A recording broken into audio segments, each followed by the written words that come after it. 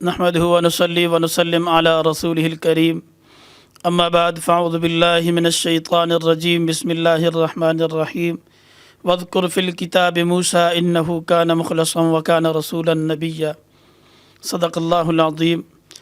मोहतरम नाज़रीन, दरस-ए-क़ुरान.com के ख़ूबसूरत प्लेटफ़ार्म पर आज हमारी 19वीं नशस्त है। आज की इस नशस्त में इंशाअल्लाहुल अज़ीज़ हम तज़किरा करेंगे हज़रत मूसा अलैहिस्सलातु वस्सलाम का। सैयदना मूसा अलैहिस्सलाम अल्लाह के जलीलुल क़दर पैगम्बरों में से एक पैगम्बर हैं और उन ख़ास पैगम्बरों में से हैं जिन्हें अल्लाह ताला ने नबुव्वत के साथ रिसालत से नवाजा और रिसालत के साथ साथ किताब से नवाजा। अल्लाह ताला ने आपको साहिब किताब भी बनाया, नबी भी बनाया और रसूल भी बनाया। और सैयदना मूसा अलैहिस्सलातु वस्सलाम की ज़िंदगी ऐसी ज़िंदगी है कि जो पूरी ज़िंदगी जद्दोजहद और कशमकश की ज़िंदगी है।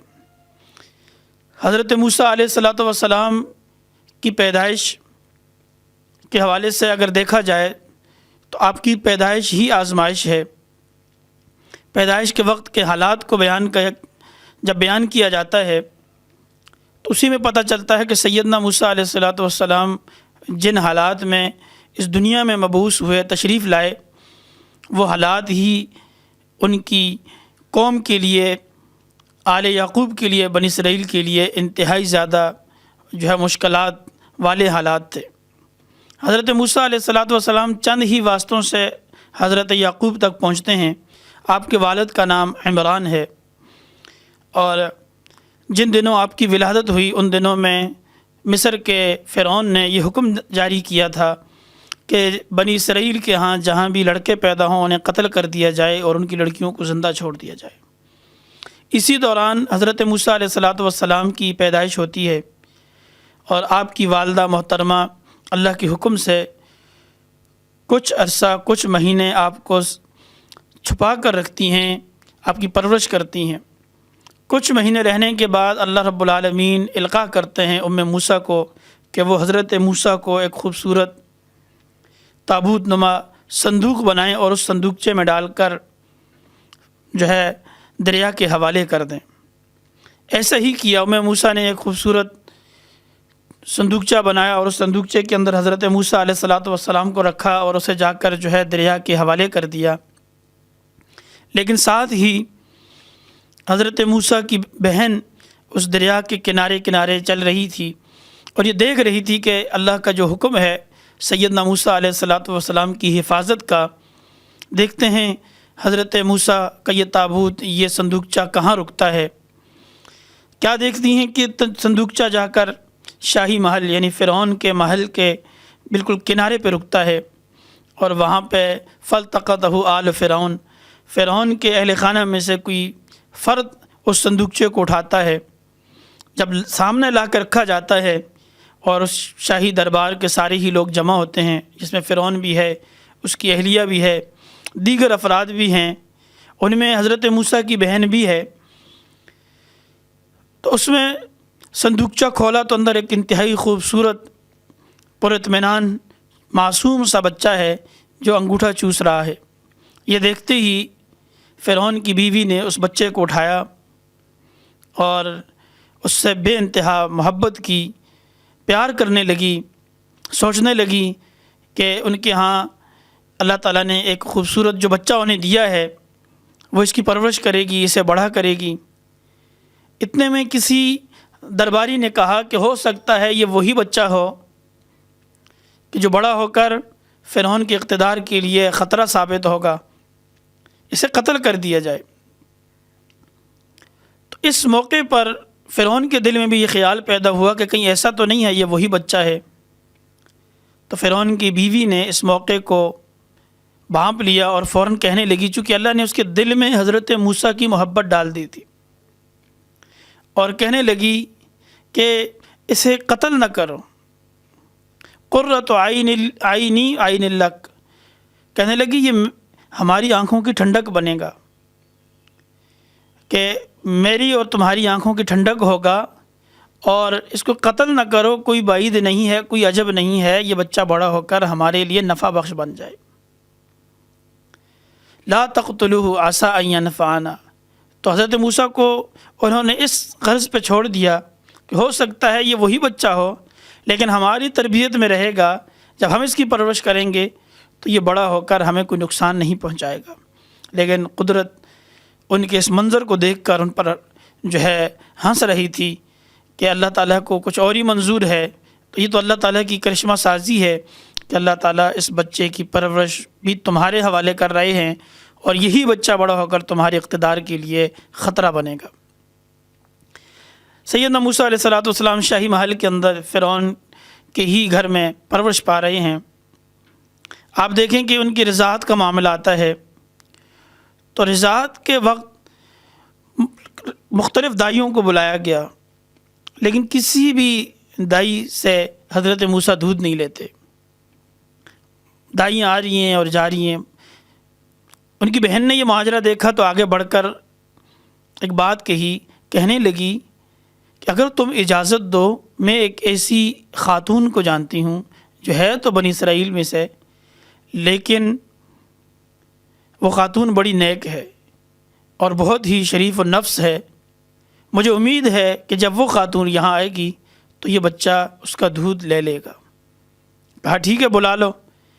اب ادھر سے حضرت موسیٰ کی بہن فرعون کے محل سے نکل کر اپنے گھر کی طرف روانہ ہوئی، اور وہاں حضرت موسیٰ کی والدہ جو مضطرب تھی، بے چین تھی، چونکہ ماں کی ممتا اللہ کے اس الہامی حکم پر دریا کے حوالے تو کر دیا اس صندوقچے کو، لیکن دل ہے کہ بے چین ہے۔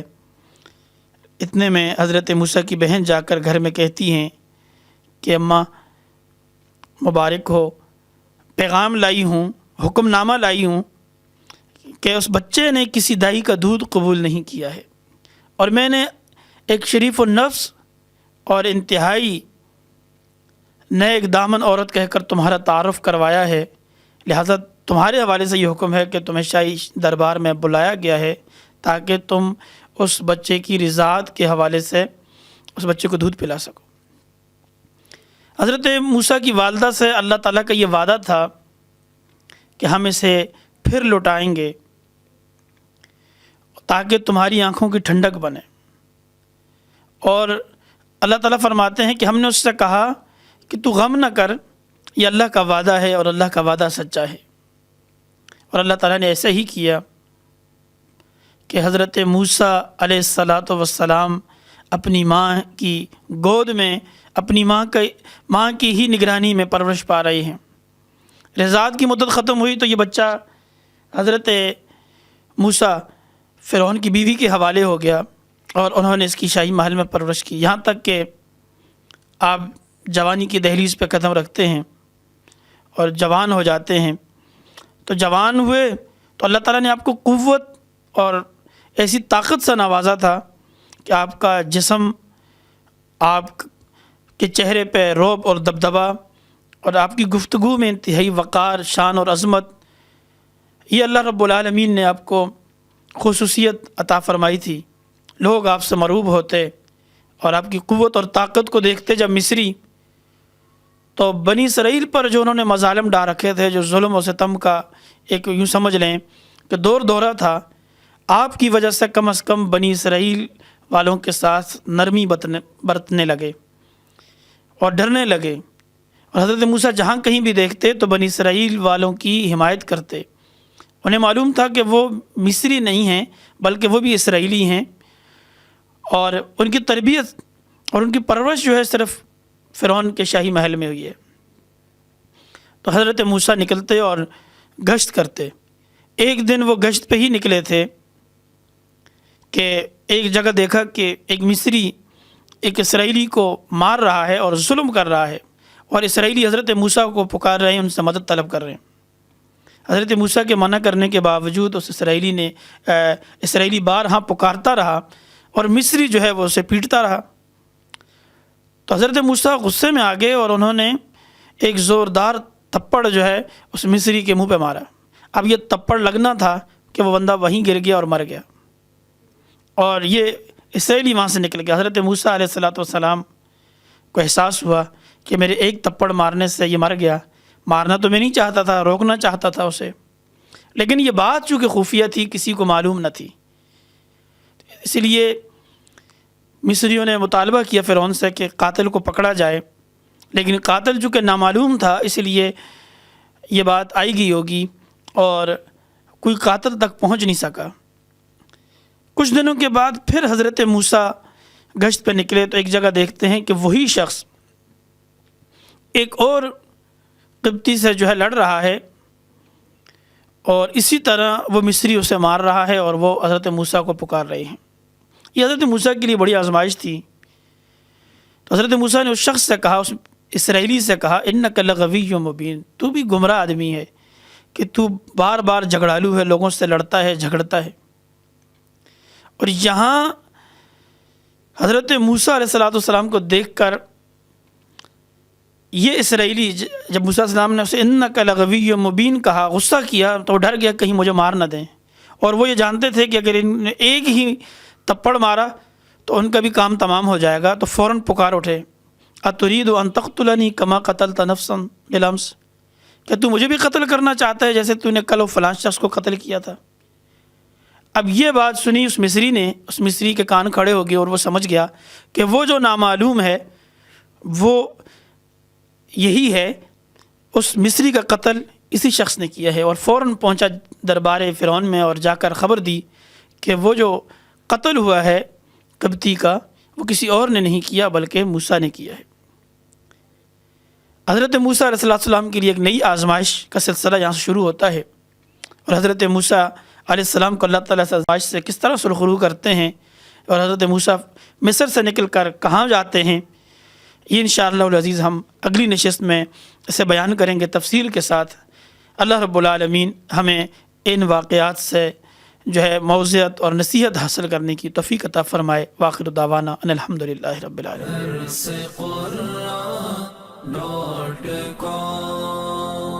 www.darsequran.com